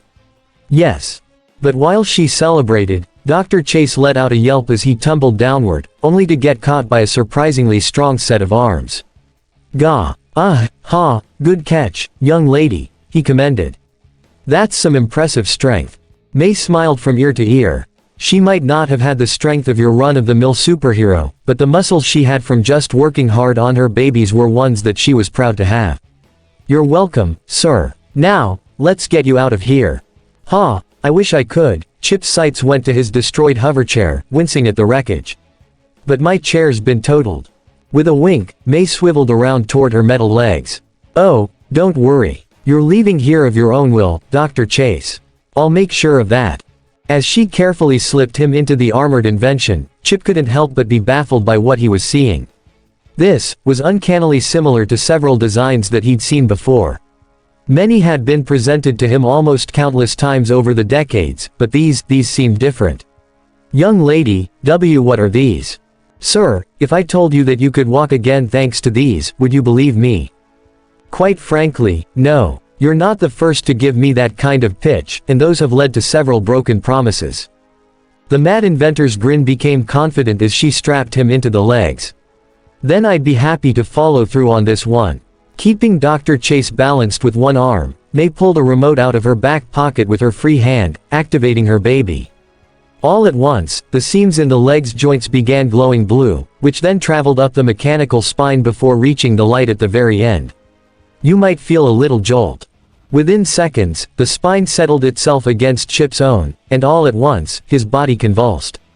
Gia. His arms thrust out to his sides, causing May to let go of him as his central nervous system felt like a burst of energy went flowing through it, one that he could feel even in his lower half. And, as his body began to settle down, he came to realize something. He was standing. Chip Chase couldn't even muster the words for what was going on right now. He was standing up, something that he hadn't been able to do in years. It was strange. He still felt weak in the knees, but it was almost like something was giving him the energy to stay upright. It was of his own volition, but not so at the same time. All he could do was stare incredulously down at his legs, before bringing his attention back to May, the young woman still smiling. How? Was all he could ask. Questions for later. May insisted, taking him by the arm. Right now, we need to go. Frankie rushed up and took the doctor by the other arm. 1 foot in front of the other, sir. Right as Chip was getting a feel for the legs, however, out the corner of her eye, Frankie could see the villain bot begin to saturate with color once again. Their 5 minutes were up. Oh, crap. Run, run, run. Things quickly turned into a 5-legged race as the girls tried to help Dr. Chase get to the backstage area, but by then, it was too late. Gia. Masterson let out a grunt of aggravation as he finally got control of the robot back, and he wasted no time wheeling himself around the stage. No, ya don't. Crash swerving around the three, he slammed the robot's arms down, creating a blockade that stopped them in their tracks. Don't think you noobs are getting away that easily. There won't be any Seuss stuff happening today. With twin grimaces, May and Frankie took a bold stance against him, putting themselves between him and Dr. Chase. I think the expression is, go touch grass. May retorted. Oh, yeah. All at once, all of the robot's newly acquired weapon systems trained themselves on the girls. Let's see how you like becoming grass. While all of that was going on, the UA students and the Autobots had made it outside. It was a bit difficult to stick together and not get caught up in the crowd that flooded out of the stadium, but thankfully, they managed. Bah. Oh, geez. Zero exclaimed, having to force himself out from between two people to rejoin his class. That was rough. Tell me about it, Sato uttered, rubbing his head. But now what do we do? Suyu placed a finger on her chin. I'd assume we just wait for the heroes to show up. They've got to have noticed all of this panic going on, Ribbit. A safe assumption to make, Asui, but not exactly one that we can rely on, Tenya muttered, glancing back toward the stadium. Hatsume, please, for all of our sakes, hold on. Kyoka flung her arms up in irritation. Gah, I just wish we could do something. We can, well, at least I could. Blur piped up, moving himself over toward Optimus. Pop bot, not to disrespect your orders, but quite frankly, I can outspeed that headmaster guy no problem. If I can get in there, I can take him down and get out without even being noticed. Please, ya gotta let me try. Katsuki slammed a fist into his palm, making a small blast. I can't believe I'm saying this, but I'm with the speed freak.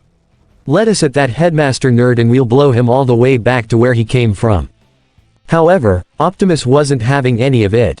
Enough. He spoke loud and clear with a strict cadence, an order that made not just Bakugo and Blur flinch, but everyone else as well. He stood firmly before the pair as he addressed the blue racer first. "Blur, I understand your want to help," he said calmly before reiterating his stance, "but I gave you an order to remain out of sights completely. Not only are we robots in disguise on this world, but we must also abide by the humans' rules while we are on this planet. Which means, unless there are Decepticons involved, we cannot intervene with villainous affairs." "Exactly." Bumblebee nodded, placing a hand on Blur's shoulder. "Or if we're given special permission by Sector 7, and even then, we can't transform." He thrust a finger into the stadium. "You go in there in robot mode, that risks several hundreds of people finding out about our secret, even if you do go fast." Pursing his lips, Blur threw his head back, running his hands through his hair. "Gah, but it's so frustrating. I seriously can't do anything." Moonracer gave a sympathetic smile to her friend and shrugged. "Sorry, Blur, but them's the breaks. We live on this planet, we abide by its rules." Shifting his attention down, Optimus went to Katsuki next. "And I should not have to tell you why it is inadvisable to be directly involved with a villain attack, young Bakugo. The night before was a special case, whereas this is in a more controlled environment." "PSH, okay, sure," Katsuki thrust a finger toward the stadium. "But you're seriously tellin' me that you'd rather wait and take the risk of others gettin' hurt over your damn secret gettin' out? Those girls are on a time limit." "I am aware," Optimus pointed behind the ashen blonde. "But as you can see, our help has already arrived." The sound of quick footfalls and heavy breathing caught the kids' attention, making them all turn around to see Agent Fowler jogging up to them. "Ha, ha, ha, ha, hoo boy," the pudgy agent slumped forward, placing his hands firmly on his knees while catching his breath.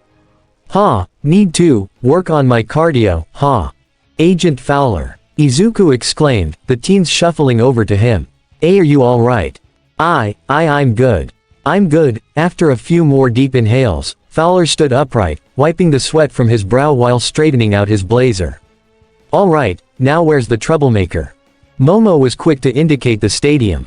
Still inside, along with many of the contestants, Hatsume included. Ochako put her hands together worriedly. Last we saw him, he was immobilized by one girl's invention, but he also had Dr. Chip Chase in his robot's grasp. "I see, well then, it's a good thing I found some backup."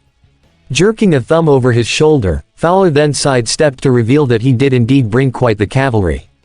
Sprinting their way toward the stadium came what had to be over 24 superheroes, many of which Izuku and Kyoko recognized from the party in the central tower. "That headmaster kid ain't gonna know what hit I am. I'll say." Kyoko smiled, watching as the heroes practically stampeded into the arena. "Gotta say, Fowler, I didn't expect you to bring so many heroes. They're definitely gonna kick Masterson's ass out of that tin can." A short chortle passed Fowler's lips, making the perplet raise a brow. What's that about? Thoom, thoom, thoom. Just then, the very ground beneath their feet began to rumble and shake periodically, with each one getting stronger than the last, almost as if something massive was slowly walking toward them. "Oh, those heroes were just to make sure Masterson doesn't get away," Fowler clarified, pointing a single finger upward. "The real star of the show is what's really gonna make him soil himself." Then, at that moment, Screo Onk. Insert, Godzilla March by Akira Ifukube. The entire group was suddenly cast in a massive shadow as an immense figure came lumbering into their line of sight, appearing from behind one of Island's many tall buildings. It was at least 50 meters tall and had a reptilian appearance, with charcoal black scales and large, bone-white dorsal plates going all the way down its back and ending at the tip of its tail. It had long, sharp claws, yellow razor-like teeth and had dark eyes that burned with red sclerae. Its nose was rather mammalian, though, with a pair of flared nostrils at the end of its muzzle. But what took most off guard was the huge, white jacket that the creature wore, one that was decorated with blazing red flames. Almost immediately, most of the Autobots were left utterly stunned by the creature's presence, while the students were completely elated. "Ah, no way!" Toru screamed. "Oh my god, it's him, it's him, it's him!" Sato hollered, pumping his fists in the air. "Ha ha, I had no idea HE was on the island. Ojiro beamed as well. Moonracer had to smack her own face to make sure she wasn't seeing things, while Blurb pinched himself as hard as he could. Nope, not a dream. What is that? The speedster exclaimed. Bumblebee and Izuku, however, knew exactly who that was. It's the kaiju hero. The duo said in unison, their eyes shimmering in awe. Godzilla. Screeo onk. Within the stadium itself, Godzilla's roar shattered any and all noise that was being made, making all of the contestants cover their ears. Masterson let out a gasp and he reared his robot back, looking up at the immense kaiju hero as he lumbered closer. Oh crumbs. Aha. Frankie laughed triumphantly. Game, set, and match, Masterson. Right as she said that, the pro heroes came pouring into the main arena floor, many charging past the other competitors while others checked on them. Here come the heroes. Stop right there, Masterson. One hero called out, May recognizing him from the party the night before. He had white hair and wore a two-lens visor over his head, donned in a red spandex suit that had a split in the upper torso that showed off his chest. He also had pieces of blue mechanical armor on his shoulders, though their exact purpose escaped her. But his quirk was immediately apparent as he transformed his whole lower body into a spring, bouncing onto the stage to get between them and the crazed egomaniac. It's over. Surrender at once.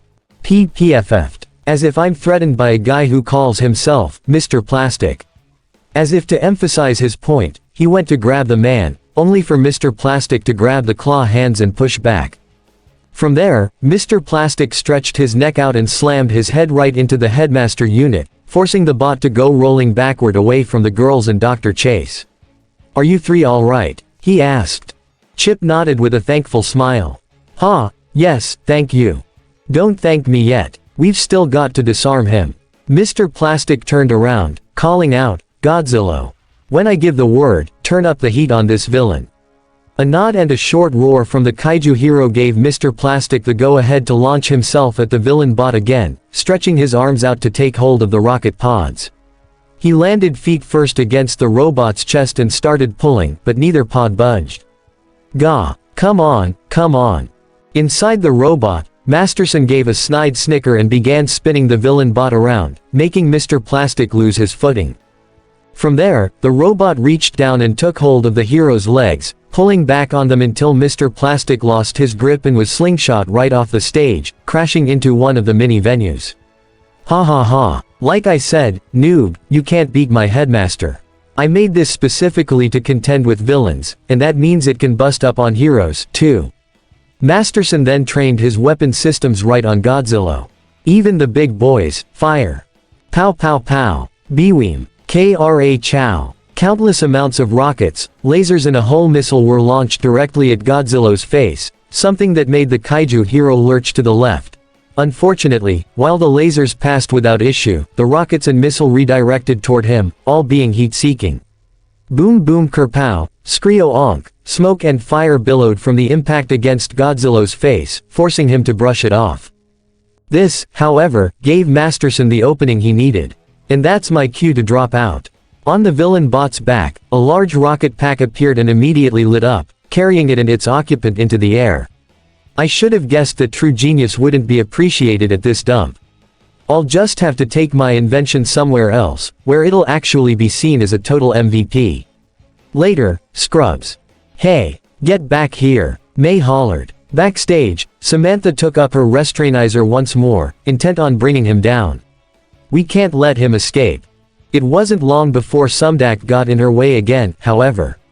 Young lady, I implore you. Please, let the heroes do their ring ring ring ring. All of a sudden, the professor's cell phone began going off in his pocket, leaving him perplexed. What is this? He reached in and answered, this is Sumdak, who is? Isaac, buddy, what the heck? Came a masculine voice from the other end, one that was quite brazen and nonchalant. You started the big bash without me. I told you I was gonna be there. Sumdak's eyebrows shot up in surprise. Oh, it is you, my friend. Where are? Look up. Setting their eyes skyward, the professor and Samantha immediately saw a very large jumbo jet flying overhead, and it was flying somewhat low. In fact, it was low enough where they could just barely make out the big, bold blue lettering on the side. BlackRock Industries. All at once, a smile slowly spread across Samantha's face, right as May, Frankie and Dr. Chase joined them. "Look, up there," she pointed out, leading the other girls to quickly get excited. "Are you seeing what I'm seeing?" "No way," Frankie uttered. May rubbed her hands together eagerly. "Oh, now we're talking." It seemed that the jet's owner overheard them, to which he said, "Sounds like I've got people waiting on me. Don't worry, I'm gonna clean up this mess." Insert, Shoot to Thrill, by AC/DC. Within the jet's cargo hold, a lone man stood in his blue and violet suit of high-tech armor, preparing himself for something that he'd done countless times before. He waited until his pilots gave him clearance and the rear hatch of the plane opened all the way before jogging out and jumping right out into the open air, going into free fall for a bit before activating his repulsors and taking proper flight. From there, he shot straight down, the red lights of his eyes boring into his target. "All you women who want a man off the street, but don't know which way you wanna turn, just keep a comin' and put your hand out to me, 'cause I'm the one who's gonna make you burn." "Hello, Masterson. Fancy meeting you here," said Garrison B. Blackrock, hijacking the headmaster's comlink to speak directly to him. Mr. Blackrock," Henry whimpered, stopping in his ascent as fear took over him. What are you doing here?" Blackrock's eyes narrowed beneath his mask. "Evidently, I'm here to pick up the mess you made. Prepare to get severely owned." All at once, Masterson activated the weapons systems on his villain bot, taking direct aim at the hero known as Sovereign. No, I won't let you." Yeah, he let everything off in one go, only for the armored man to bob and weave around it with very little effort. That's when Masterson enacted his next best plan, turn tail and run. "No. I'm gonna take you down. Oh, down. So don't you fool around." Kicking his repulsors into high gear, Sovereign blasted himself forward and slammed into the villain bot's back, the collision resulting in a loud metallic tong as they careened toward the ground. The two went sailing out over the whole stadium and landed directly outside of it, where the crowd of people had gathered to see the whole thing go down. And while Masterson's robot went tumbling, Sovereign made a successful three-point landing, kneeling at first before standing to throw his arms up as the crowd cheered. "I'm gonna pull it, pull the trigger, shoot to thrill, play to kill. Too many women, and too many pills, yeah. Shoot to thrill, play to kill. I got my gun at the ready, gonna fire and will. Yeah." The song continued playing on as Sovereign flew straight for the villain bot and punched it straight in the chest, forcing Masterson to wheel backward. "Gah, you think you're at the top of the leaderboard, Blackrock? Get a load of this." Another barrage of rockets was promptly launched at the armored hero, but Garrison was more than prepared. Maximum pulse. From his suit, 4 long, slender pieces detached from his back, all outfitted with repulsor technology that lit up with red light. At the same time, the central repulsor in Sovregan's chest began glowing as well, and as he thrust his chest out, a red beam of light shot out at the barrage, with the 4 prongs converging their own energy beams into it to add onto its power. BWAAAAAAAAAM. Gia. Kra Chum. The resulting explosion was enough to send Headmaster flying backward, and Sovereign wasted little time in flying through the smoke. In seconds, Henry was left to gasp as he saw the hero right in his sights, his hands firmly grasping the head unit to tear it open. "And no, he cried as the armored hero took him by the collar. "You're coming with me." Garrison promptly tossed Masterson out before throwing the entire robot into the sky. "Godzilla. All yours, pal." Starting from the tip of his tail, Godzilla's dorsal plates began to charge up with a brilliant, blue energy, casting the surrounding area in its glow. Everyone surrounding the kaiju hero could practically hear and feel the energy as it built up within him, and before long, it started to overflow into his maw and eyes.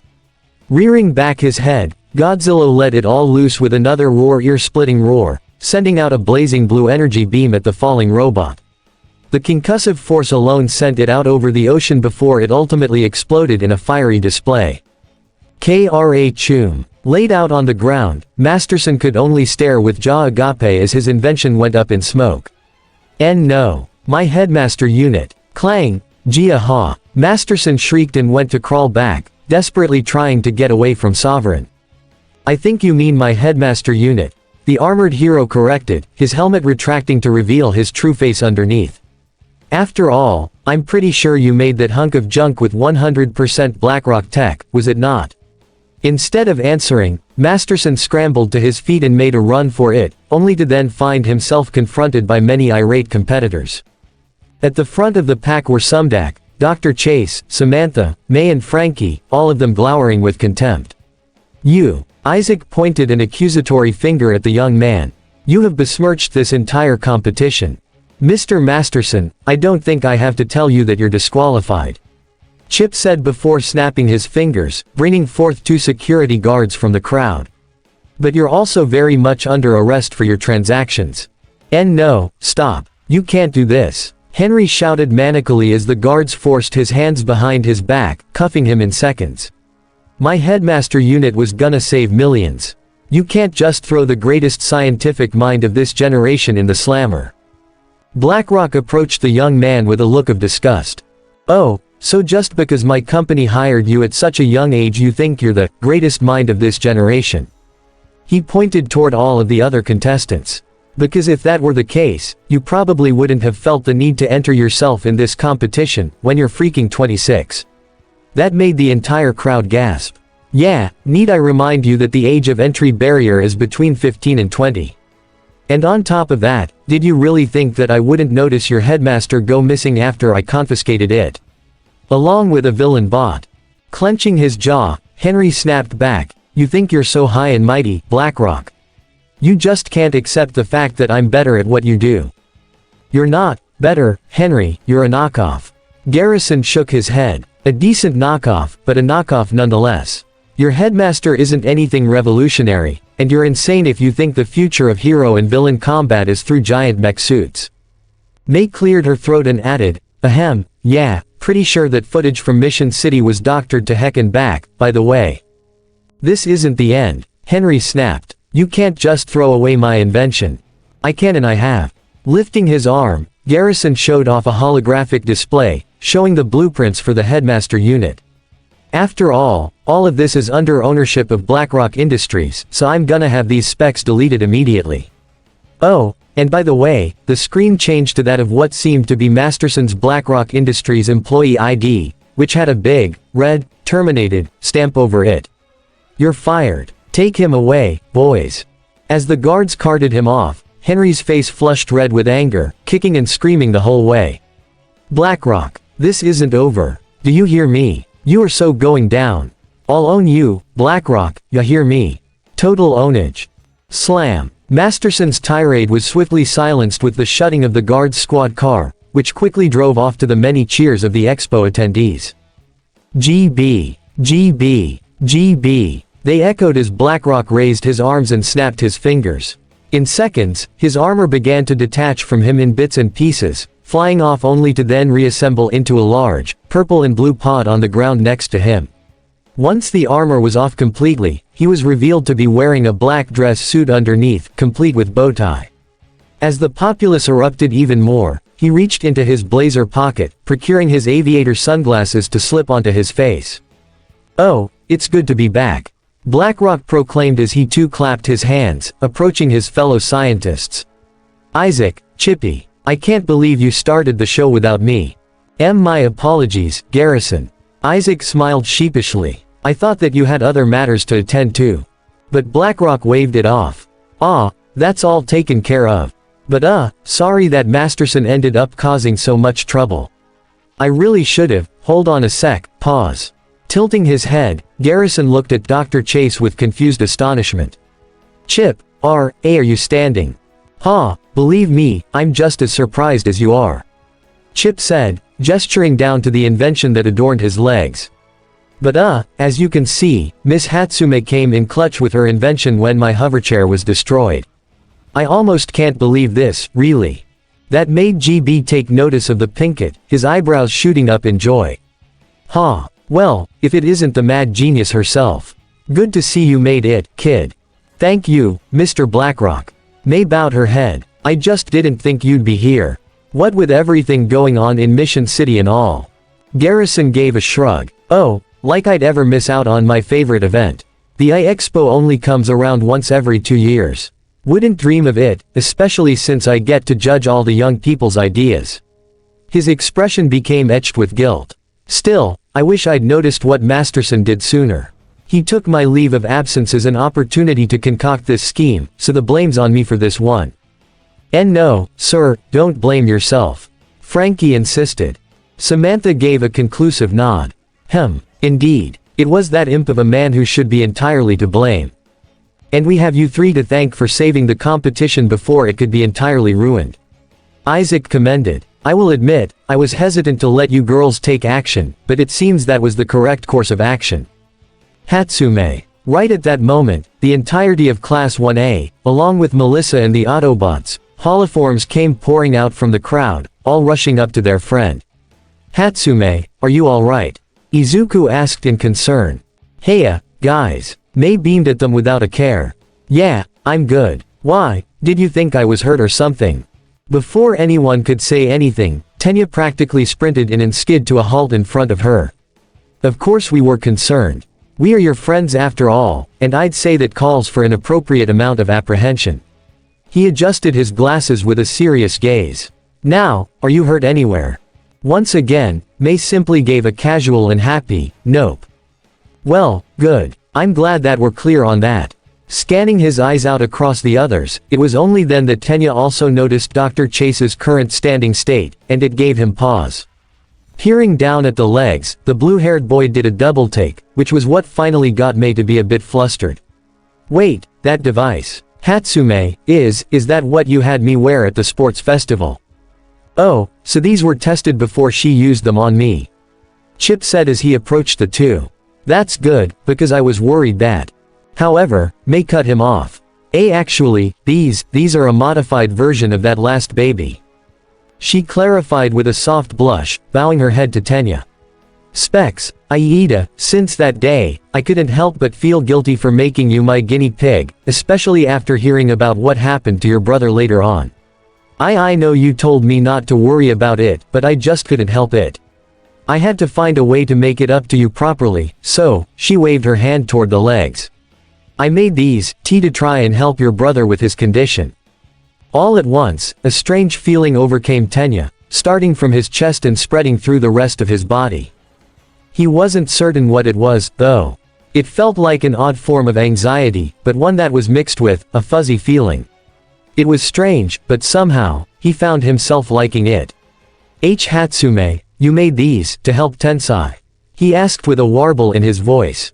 Seeing her nod, tears began to well up in his eyes, and he broke out into a joyous smile. I truly don't know what to say. Kyoka promptly bumped him with her elbow. How about, thank you, for starters. I was getting to that. Tenya snapped, his features turning tomato red. Despite herself, Mei couldn't help but giggle at the sight, making Tenya's stomach do a flip for a reason he couldn't place. Thank you, Hatsume. He bowed deeply. Thank you, so much for your kind gesture. Why, you're welcome, Mei muttered, trying to hide herself behind her hair. Miss Hatsume. Professor Sumdak stepped forward, pointing to the legs as well. Is this true? That you made these legs specifically to help his brother? Mei brought her hands up as she explained. Well, not just to help his brother, but any and all heroes who've been critically injured while in the line of duty. She trailed off and let out a heavy sigh. But I guess I won't be able to properly present it now. The whole competition's been ruined. But Garrison quickly dismissed that. Whoa, who said the competition wasn't still on? Sure, Masterson's scheme derailed things a bit, but it's nothing we can't get back on track. Precisely what I was thinking. Sumdak affirmed, though he sent the three girls a knowing look.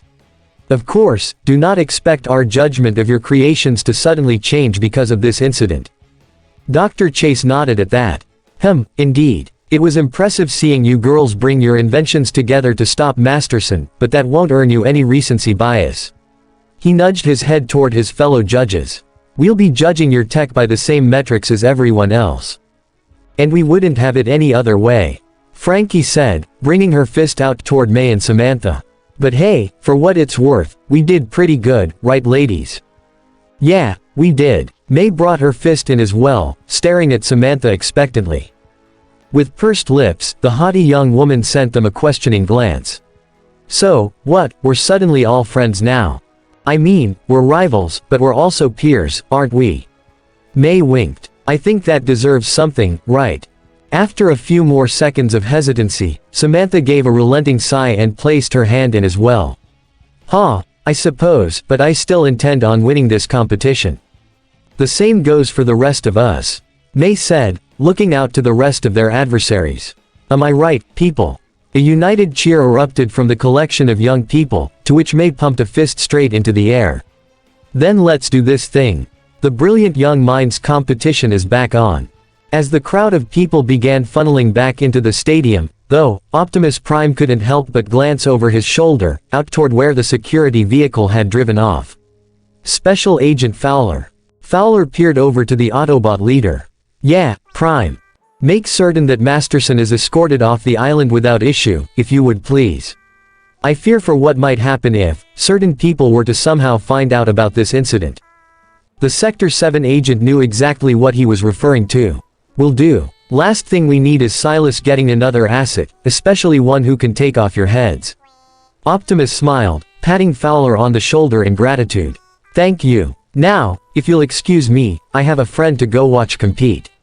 And this is the end of part 7 of season 3 of This What If. Hope you guys like it. Do not forget to leave a comment down below and subscribe to the channel.